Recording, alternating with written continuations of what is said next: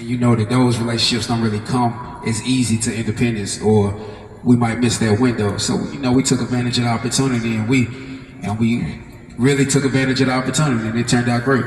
So that's good. So look, this next question is about when keeping it real goes wrong. So all three of you all have artists that have had issues or are going through issues with the law. We all know in hip hop, everybody wants to be authentic, all right? And authenticity doesn't always mean being super street. So we talk about the good things about the game. Let's talk about the bad parts, all right? Carter, we all know about the baby's troubles. Salonge, we all know about YFN Lucci. Fish, we know about Dusty Locane. Can y'all tell us about some of the biggest L's that these artists have taken financially whenever it comes to their legal issues? We lost $30 million in one. So I just wanted to confirm that, all right? Because everybody heard the stories about how Baby lost $30 million. Can you tell us what went into that $30 million that just flew away from him? No, it was a lot of stuff that people didn't know about. We had a Burger King situation. He had his own burger at Burger King.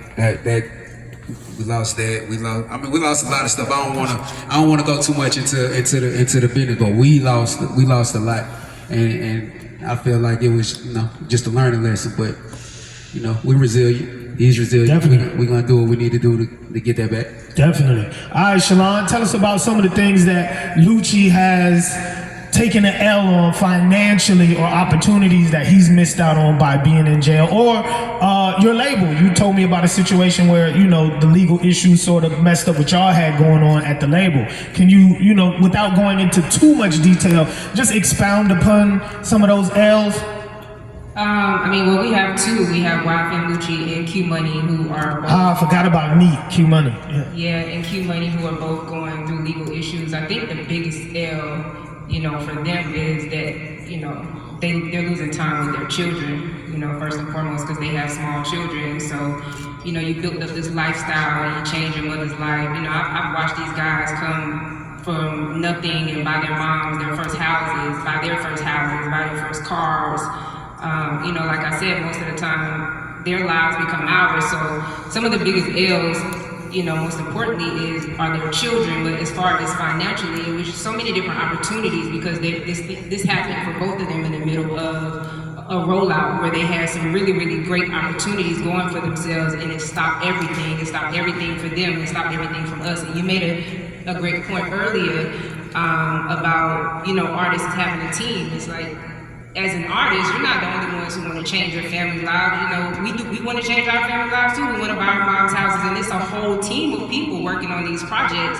and putting in hours and hours of time to help build your career and take you to the next level. So it was just a big L for everybody all the way around the board. And financially, we just lost a lot of opportunities. You have, we book shows in advance, so you have lots of money you got to send back, to people, because they're incarcerated. You have brand opportunities that you got to send back, so all of those, and imagine if they already spent it, so it's, you run into those different type of issues. Those are some of the L's that, you take when you run into those situations. Just to add on, in New York, I deal with a lot of draw artists. So there's some artists that I've dealt with previously for 3 albums apiece. Chef G, Sleepy Hollow. I could tell you times where Rolling Loud, New York, they all got banned that year. It was upsetting. Pop Smoke that year, Casanova, Don Q, 22G, Chef G, Sleepy Hollow. I literally saw the police antagonize a guy of Chef G and Sleepy. Hip Hop Police, they couldn't even do shows. Even events that we've thrown, we couldn't even have. We had to have a private meeting with the intelligence, which is Hip Hop Police. And basically we were on a trial run to do shows. And I can honestly say that Chef G and Sleepy Hollow never had any violent situations at none of their shows. But when they came to New York, they weren't able to perform. But one time, now it's lifted, but I'm talking about it was almost a year We have to prove to them there's no violence at the shows. There are people that can come and enjoy themselves and go home freely and safely. And we were on a trial basis. Every rapper that I sign, especially that comes from impoverished neighborhoods or they belong to a gang, you know, law enforcement is at an all-time high. All my artists that are involved in gang activity or prior, hip hop police is at our shows. We're not ducking, we're not running, we're not hiding. They know our schedule. I mean, we can have a private party with not even where the flyer, the location is even mentioned, and they'll be right there. We had a going away party for Dusty Lil Kane, and hip hop police was right there. You know, so that just got to show you what, you know, you got to be careful. And to all my guys out here that belong to a gang or a set, yo, the Ricos is not playing. I'm sure you guys seen what happened with K-Fly. Look, I know the A&Rs and the execs on that squad. They try to put their homes up, their money up. It was a chance that he could beat that case, and they went federal. Because you know why? You thinking that I'm gang, you're defending yourself. I'm not judging y'all. I'm just saying this, when you belong to a situation, those little infractions, they count up. And when they know that you all part of a situation, it could be the smallest thing. You beat somebody up, you smack somebody, you defending yourself. It's all part of that RICO, and they get you. The kid is 19 years old, and they're saying it's minimum, life, or death. It's 19. It's crazy. So I'm sorry just to run into that, but I'm just telling you the consequences. Look, you guys are coming from the streets. You got to know how to leave that stuff alone. You're going to have to make a sacrifice. Yeah, you can live vicariously and speak about your emotions, but yo, you're a fool if you keep doing dumb stuff and you still trying to pursue this music stuff. Because now you're on a heightened level, and trust me, they all watch. It's true, you gotta really move very carefully. Now, Shalon, could you tell us real quick about Music Money, the book, as well as your label? Okay, so Music Money is a book that I kind of wrote for artists, basically detailing 9 different ways to monetize your music. Like I said, I work with all independent artists. One of the biggest mistakes that artists make is not understanding the business before getting into the business, because the only part that you guys see is the lifestyle. You don't really see the business. So this book gives a very basic level and understanding of the different sources of income in music and how to register your music and how to set up different accounts where you'll be paid different types of royalties. The distribution company. So what we've done now, because I feel like right now the industry, I think independence is becoming a really big thing. So what we've done was we're launching a distribution company, but with our distribution company, there's 3 tiers. So we'll have a subscription tier where you can go in and you can subscribe. It's DIY, do it yourself, just like TuneCore, CD Baby, DistroKid, and all those different things. And then there's a segment where if we like your music, we'll give you a budget. You know, I actually tried to, we waited last minute, but I was trying to put something together where we could, you know, artists could perform and we could give away a budget and a marketing budget. But what we'll do is if we like your music and you're streaming well, we'll give you a budget and then our team will work on it. So it'll be just like signed to a label, but it'll be label services.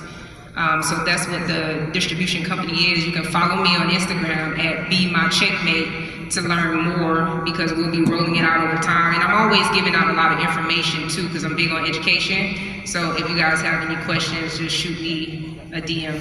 And I have 10 books with me, so I only have 10. So I'm gonna give them away to the first 10 artists that comes and get them. But yeah, so that's pretty much. Music Money, make sure y'all definitely get that in case you are not one of the people that she chooses. We have to wrap up, but real quick, I just want to get like 15 seconds. King Carter, Bobby Fischer, if you could just let us know like a really dope piece of advice that you would give to the independent artists to be noticed, to be seen, to make themselves stand out. 100,000 songs get uploaded every single day to DSP. So like, what can I do to stand out? Real quick. I would say the money that you guys have coming in, if you have no DistroKid, TuneCore, invest at least 10%, 20% back into ad advertising. That's TikTok, that's Instagram, Facebook. It's very key, because obviously these social media platforms, they don't allow you to go to your full spectrum of your fans. So if you have 1 million followers, you're only going to reach maybe up to maybe 50 to 100,000. So invest a little bit into Spotify marquee, invest into advertising, and it'll get you in front of a big audience. To stand out, I'm just gonna say be yourself, because it ain't nobody like you. So you just gotta be yourself and just be 100% authentic to you, and stand on what you stand on, and you know, find out what other people are gravitating towards about yourself, and you know, expand on it. So, you know, that's the only way you can really stand out, or go through something real crazy. But I don't advise that. Don't advise that. I don't advise that. Yeah. So you know, just be you. Just be you, and just know that you are the one. You the entertainment. Nothing else. Nothing else around you. Don't wait for the perfect moment. You gotta take the moment that you got to make it perfect. You gotta use what you got to get where you want to go. And you gotta take care of him first. So that's it. Just be yourself. All right, Salonge, real quick. Hold on, and put God first. I'm really gonna say put God first. Exactly. All right. Oh, that's it right there? Okay, all righty. Y'all give it up for our panelists. Y'all give it up for our panelists. Bobby Fisher, Salonge Rogers, and King Carter.